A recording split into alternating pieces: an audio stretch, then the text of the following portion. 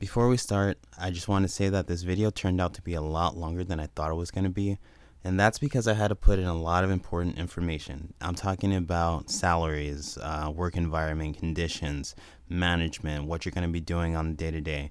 If you're seriously considering working at UPS or a similar warehouse like FedEx or etc., then you're going to want to watch this video because there are a lot of pros and a lot of cons that you're going to want to know before you take the step and decide to put in the time and effort that it takes to work in an industry like this. So this is going to be very important.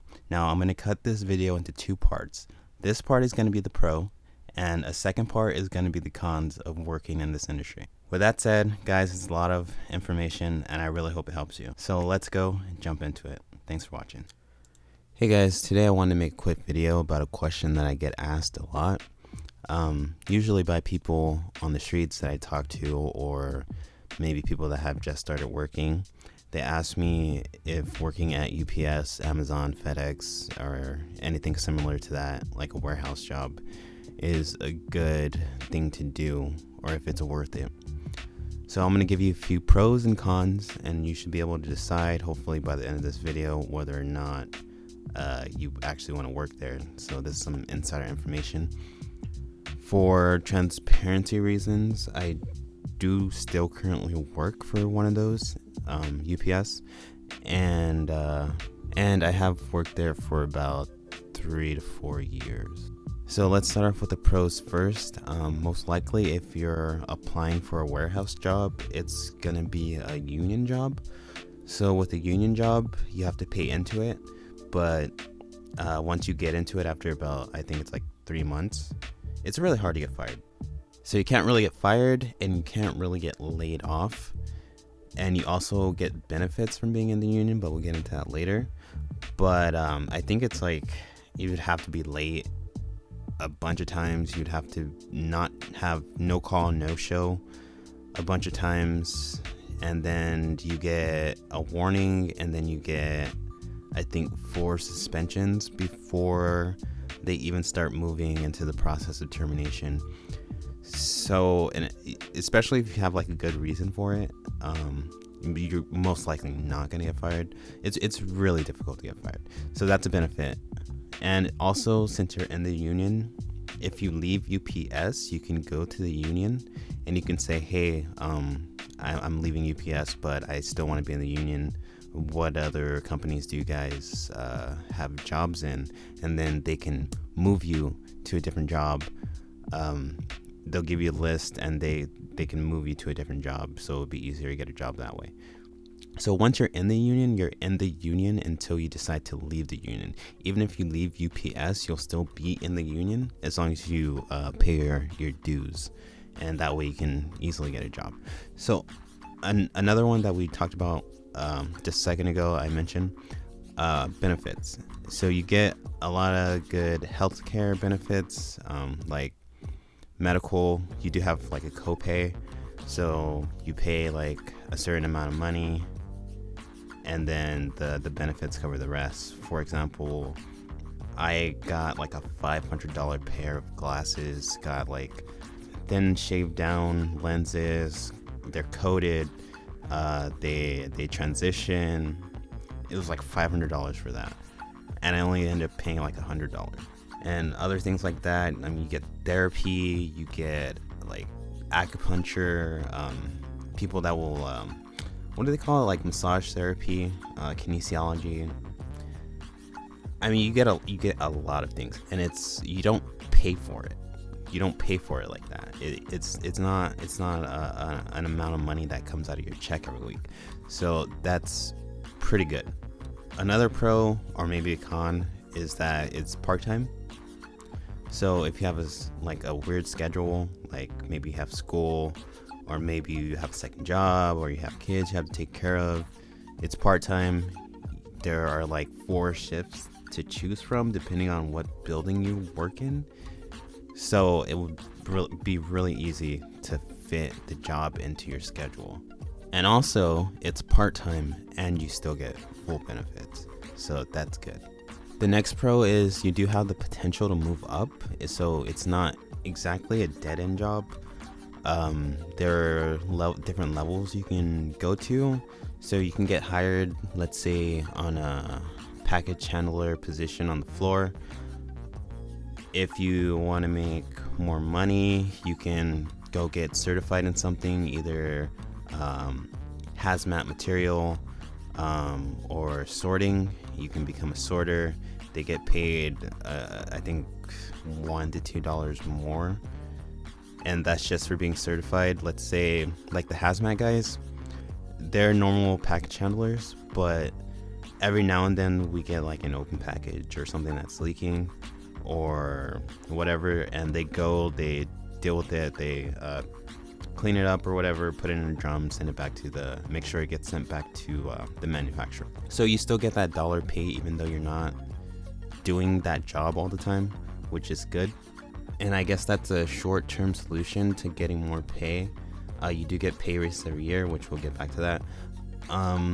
You can also do other things like, let's say you become a feeder. That's the people that drive the trailers around the yard.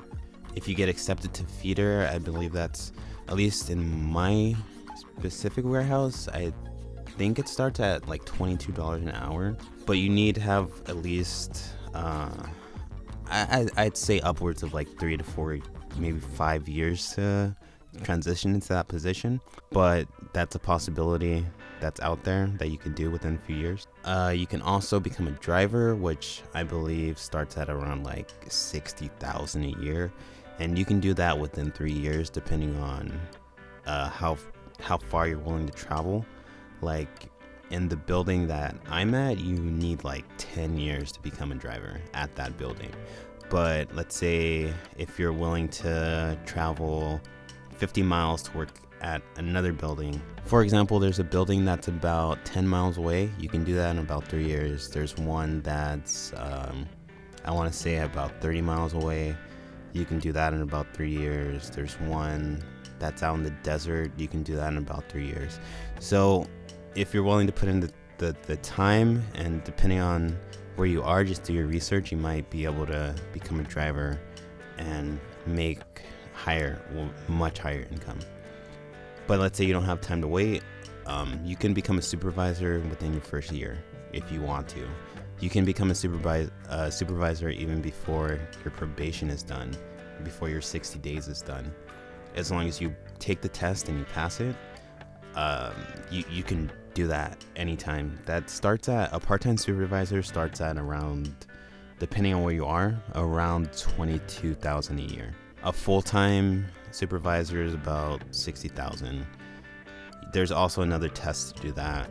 If you pass that test, you can go right into it. There's no like time limit or anything that is holding you back from doing that. So if you qualify for that, like you have the necessary skills to do that, you can definitely do that. One pro that's personal towards me is if you're introverted, like you don't really have to talk to people if you don't want to, which is good. I mean, I know a lot of people just don't want to have to deal with people. That's why they're trying to get into a warehouse, because they don't want to be doing retail or selling things to people. So they choose the warehouse. You can definitely get this job and work this job without talking to mostly anyone throughout the day.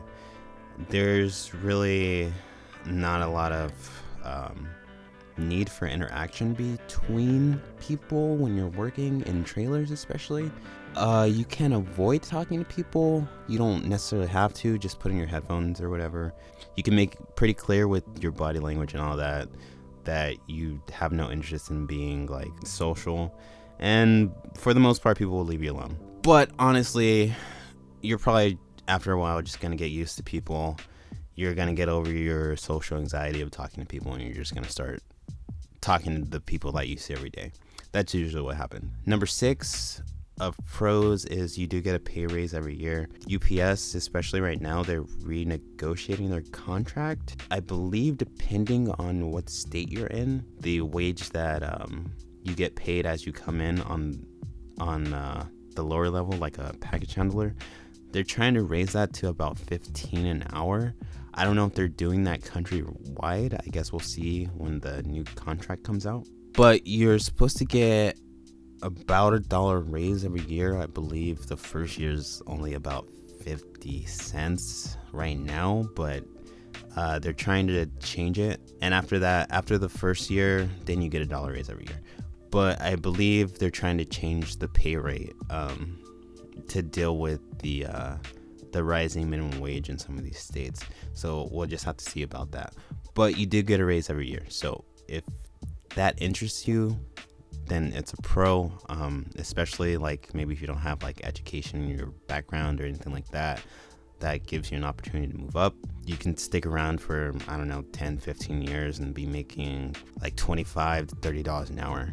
Final pro is you do get to meet a lot of great people that can become really close friends. I mean, you are working with people very closely at times, especially when you're in trailers. You might be working with someone for like 45 minutes to an hour, just you and them alone.